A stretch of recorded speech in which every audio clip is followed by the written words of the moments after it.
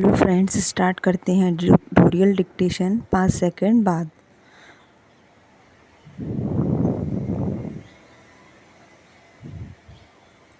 Speed 100 word पर minute. Start. प्रधानमंत्री नरेंद्र मोदी के तीसरे कार्यकाल की शुरुआत चीन को एक संदेश देने के साथ हुई है। भारत ने तिब्बत पर एक उच्च स्तरीय अमेरिकी प्रतिनिधिमंडल की मेजबानी की।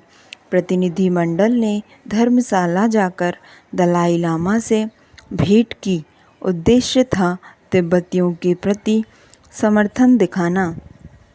प्रतिनिधिमंडल में एक पूर्व अमेरिकी हाउस स्पीकर नैन्सी पेलोसी भी थी, जिन्होंने चीनी राष्ट्रपति पर निशाना साधा। उन्होंने कहा कि इतिहास दलाई लामा को याद रखेगा, लेकिन शी जिनपिंग को भुला दिया जाएगा। बीजिंग इससे स्पष्ट रूप से परेशान था। यह पूरी यात्रा चीन को उकसाने और तिब्बत में उसकी ज़्यादतियों को उजागर करने के लिए थी। इस साल फरवरी में भी अमेरिकी कांग्रेस ने एक नया विधेयक पारित किया था।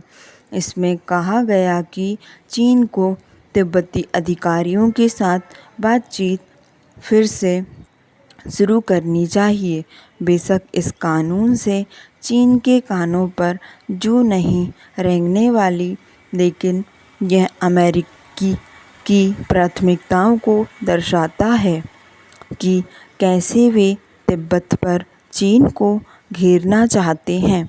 यूरोपीय संघ और ऑस्ट्रेलिया सहित कई अन्य लोकतंत्र भी इस पर अपना काम कर रहे हैं और यहीं पर भारत को भी आगे बढ़ाना चाहिए। नई दिल्ली अन्य देशों की तुलना में बेहतर स्थिति में है। आखिर भारत तिब्बती आंदोलन का घर है। दलाई लामा हमारे यहाँ ही रहते हैं। तिब्बती सरकार भी यहीं पर स्थित है। इसके बावजूद एक तरह की दुविधा है। ऐसा क्यों है?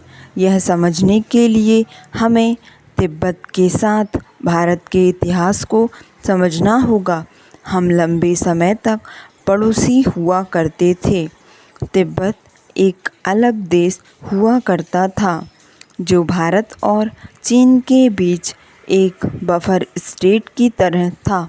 लेकिन 1950 में यह बदल गया, जब चीन ने तिब्बत में सैनिक भेजकर पूरे क्षेत्र पर कब्जा कर लिया और इसे चीन का हिस्सा बना लिया। इसने भारत के लिए एक चुनौती खड़ी कर दी। अचानक तिब्बत के साथ हमारी सीमा रेखा चीन के साथ सीमा रेखा बन गई। 1954 में नई दिल्ली ने चीन के कदम को मान्यता दी और स्वीकार किया कि तिब्बत चीन का हिस्सा है। लेकिन 1959 में दलाई लामा भारत चले गए और उस समय पंडित जवाहरलाल नेहरू प्रधानमंत्री थे। उन्होंने दलाई लामा और उनके अनुयायियों को शरण दी और वे तभी से यहाँ रह रहे हैं।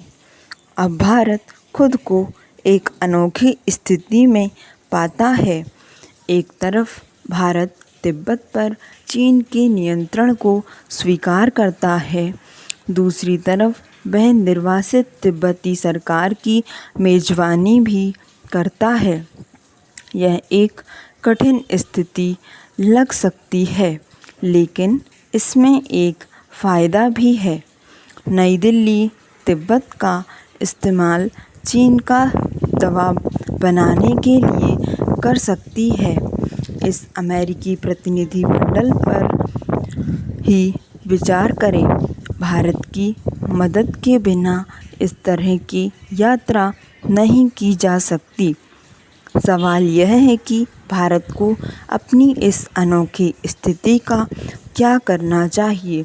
अपने पहले कार्यकाल में मोदी ने इस दिशा में सकारात्मक शुरुआत की थी। धन्यवाद। आपको डिक्टेशन पसंद आई हो तो लाइक और सब्सक्राइब करना ना भूलें। स्टॉप।